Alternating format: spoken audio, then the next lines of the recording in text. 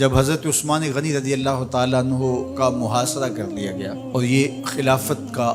آخری آپ کا دور ہے، 82 سال کی عمر تھی اس وقت آپ کی، اور یہ تاریخ کا دردناک باب ہے کہ حضرت عثمان غنی پر 40 دن تک پانی بند رہا۔ وہ ایک منصوبہ تھا، 3 لوگ 3 مختلف شہروں سے چلے، مصر سے، کوفے سے اور بصرے سے، 1,000 آدمی لے کر، اور مدینہ المنورہ میں پہنچ کر کے حضرت علی المرتضیٰ سے ملے، ام المومنین سیدہ عائشہ سے ملے، کبار اصحاب سے ملے۔ تو جو انہوں نے کہا تو انہوں نے ان کو کہا کہ نہیں، ایسی کوئی بات نہیں، فرمائش کر کے واپس بھیج دیا۔ حضرت عثمان غنی رضی اللہ تعالیٰ عنہ پر اقربا پروری کا الزام عائد کیا تھا، تو انہوں نے کہا کہ کوئی ایسی بات نہیں ہے۔ پھر یہ تھا کہ آپ نے کم عمر گورنر، کم عمر لوگ مقرر کیے، تو حضرت عثمان نے کہا کہ حضرت اسامہ بھی تو کم عمر تھے، حضور نے ان کو اگر مقرر کیا ہے تو یہ تو مثال ہمارے سامنے موجود ہے،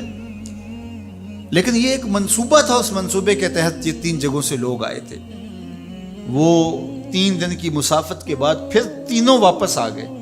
تو یہ ایک سوالیہ نشان ہے کہ تینوں کیوں واپس آ گئے، کوئی ایک تو نہ آتا نا، تو یہ سب طے شدہ منصوبہ تھا۔ اور پھر انہوں نے مدینہ المنورہ کو گھیر لیا، اور جس طرح سے بلوائیوں نے حالات پیدا کر دیے، سید علی المرتضیٰ رضی اللہ تعالیٰ عنہ تو شہر مدینہ سے باہر تشریف لے گئے تھے، اور اپنے بیٹوں امام حسن اور امام حسین رضی اللہ تعالیٰ عنہ کو حضرت عثمان غنی کے دروازے پر مقرر کیا تھا کہ ان کو ضرر نہ پہنچنے دینا۔ اب 700 صحابہ اجازت طلب کر رہے ہیں کہ آپ ان بلوائیوں سے نپٹنے کا میں جو ہے وہ اجازت نامہ مرحمت کریں،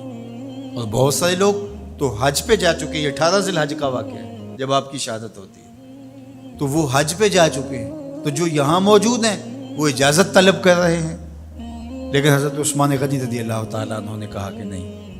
میں ایسی اجازت نہیں دوں گا۔ رسول اللہ صلی اللہ علیہ وسلم کا حرم شہر مدینہ لوگوں کے خون سے لالازار ہو، یہ میں اس کو گوارا نہیں کرتا۔ افواج موجود ہیں،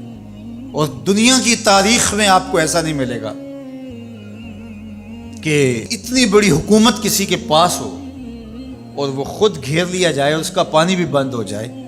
اور وہ حکم دے کہ نہیں، میرے لیے آپ ایک قطرہ بھی خون نہیں بہائیں گے۔ بلکہ آپ کے غلاموں نے جب تلواریں اٹھا لی تو آپ نے فرمایا کہ میرا حکم ہے کہ تم تلواریں نیچے رکھو، بلکہ میں تمہیں یہ آفر دیتا ہوں کہ جو غلام لڑے گا نہیں اور یہ میرے سے عہد کرتا ہے وہ آزاد ہے۔ حضرت ابو ہریرہ رضی اللہ تعالیٰ عنہ، حالانکہ یہ پڑھنے پڑھانے والے لوگ تھے، تعلیم و تعلم سے ان کا تعلق تھا، لیکن وہ بھی تلوار لے کے حضرت عثمان غنی کے دفاع میں آ گئے، لیکن حضرت ابو ہریرہ رضی اللہ تعالیٰ عنہ کو بھی حضرت عثمان غنی روک دیتے۔ مالک بن اشتر کہنے لگا کہ ہم آپ کی دستبرداری کے خواہاں ہیں، آپ خلافت سے دستبرداری اختیار کر لیجیے۔ تو حضور علیہ الصلوۃ والسلام کے اس جانثار صحابی نے، حضرت عثمان غنی نے فرمایا یہ نہیں ہو سکتا۔ دستبردار کیوں نہیں ہوئے؟ لگتا تھا یہ سب سے زیادہ آسان تھا، لیکن حضور نے ارشاد فرمایا تھا، اے عثمان، تمہیں اللہ ایک قمیص پہنائے گا، لوگ اس کو اتارنا چاہیں گے، تم کبھی نہ اتارنا۔ تو اس سے مراد خلافت کی قمیض ہے، اور ان کی شہادت کی خبر بھی اللہ کے محبوب علیہ السلام نے دی تھی، اور اگر آپ دستبردار ہو جاتے تو یہ ایک کھلونا بن جاتا، بازیچہ بن جاتی خلافت۔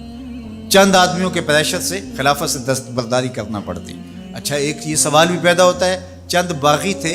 ان کو کس طرح کچل دیا جاتا؟ لیکن حضرت عثمان غنی یہ نہیں چاہتے تھے۔ ایک تو یہ کہ مدینے کی حرمت پامال نہ ہو، اور دوسرا پورے عالم اسلام کو آگ لگانے کا جو منصوبہ تھا، 3 مختلف شہروں سے 1,000 آدمی لایا گیا ایک منصوبے کے تحت، اور انہیں لاشیں چاہیے تھیں، اور جو ان کے پیچھے کام کر رہے تھے نادیدہ ہاتھ، ان کا منصوبہ یہ تھا کہ یہاں سے مختلف سمتوں میں، یہ تینوں شہر مختلف سمتوں میں تھے، تینوں سمتوں میں جب لاشیں جائیں گی تو پورے عالم اسلام کو ہم جو ہے وہ خانہ جنگی کی آگ میں دھکیل سکیں گے۔ تو حضرت عثمان غنی ان سازشوں سے آگاہ تھے، تو سب سے اہون اور آسان یہ تھا کہ قربانی پیش کر دی جائے، اور پھر انہوں نے سن بھی رکھا تھا کہ 2 شہید ہیں، شہید تو انہوں نے بہرحال ہونا ہے، تو لہٰذا میں خلافت سے دستبردار بھی نہیں ہوں گا، اور شہر مدینہ کی حرمت بھی پامال نہیں ہونے دوں گا۔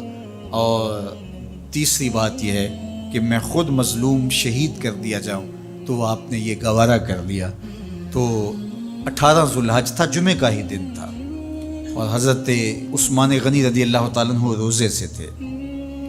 عصر کا وقت تھا، قرآن مجید کی تلاوت کر رہے تھے۔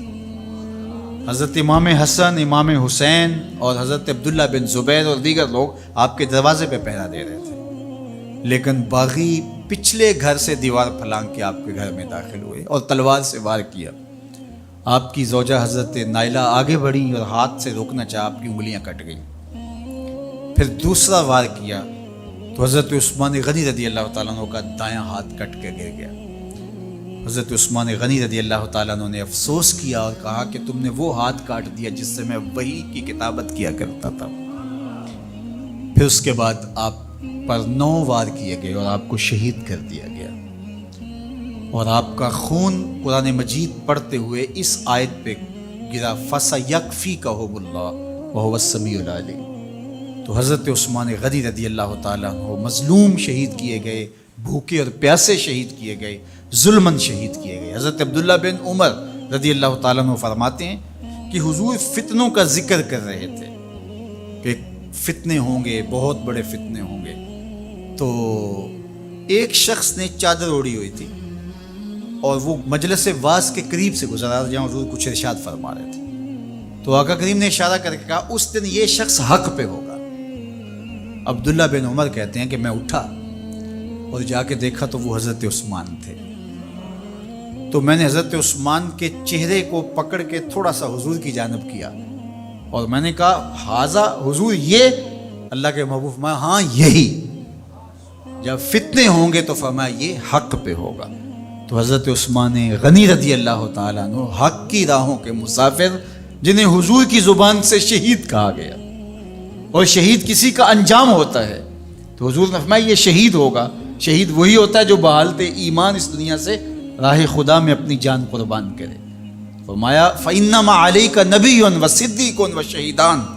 اے پہاڑ رک جا، تو جانتا نہیں تیرے اوپر اللہ کا ایک نبی ہے، ایک صدیق ہے اور 2 شہید ہیں۔ تو حضرت عثمان غنی رضی اللہ تعالیٰ عنہ عظمتوں کے مینار، اللہ اکبر۔ تو یہ حضرت عثمان غنی رضی اللہ تعالیٰ عنہ کا یہ کارنامہ تھا کہ آپ نے اپنی جان پیش کر کے امت کو جو ہے وہ فتنوں سے محفوظ کر لیا اور امت کو بچا لیا۔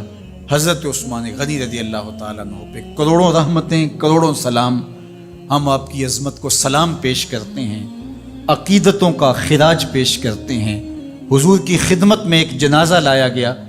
اور حضور سے عرض کی گئی حضور اس شخص کا جنازہ پڑھا دیجئے، تو حضور نے انکار کر دیا، کہا میں جنازہ نہیں پڑھاؤں گا۔ تو صحابہ نے عرض کہ یا رسول اللہ، کبھی ماضی میں ایسا نہیں ہوا، جب بھی کوئی جنازہ لایا جاتا ہے تو آپ جنازہ پڑھا دیتے ہیں اور آپ نے آج انکار کر دیا ہے۔ تو فرمایا یہ شخص میرے عثمان سے بغض رکھتا تھا اور اس کو اللہ نے بھی اپنی رحمتوں سے محروم کر دیا ہے۔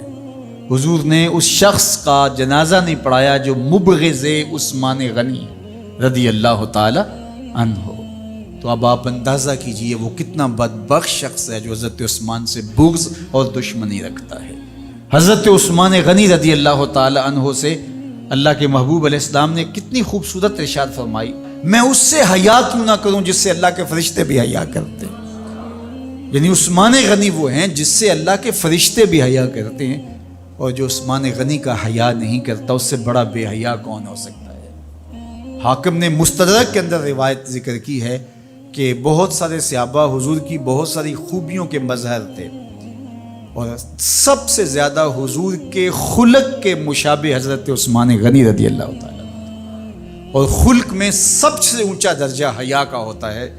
تو حضرت عثمان غنی رضی اللہ تعالیٰ عنہ حیا کے اس مقام پہ فائز المرام تھے جو انہی کا مقصوم تھا۔ اللہ ہمیں حضور کے اہل بیت، حضور کے اصحاب،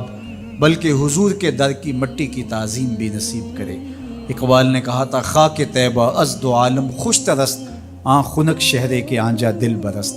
ہمیں تو طیبہ کی مٹی بھی اچھی لگتی ہے اس لیے کہ وہاں محبوب جو رہتے ہیں، تو محبت تو اس چیز کی متقاضی ہوتی ہے، محبوب کی راہوں کو بھی سلامی پیش کی جائے۔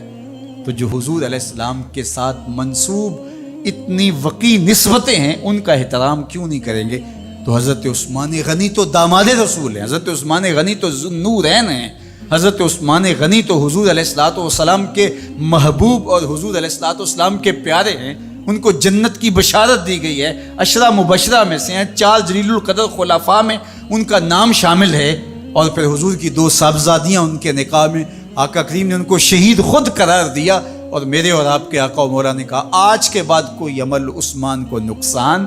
نہیں دے گا، اور کہا عثمان سے میں حیا کیوں نہ کروں، اس سے اللہ کے فرشتے بھی حیا کر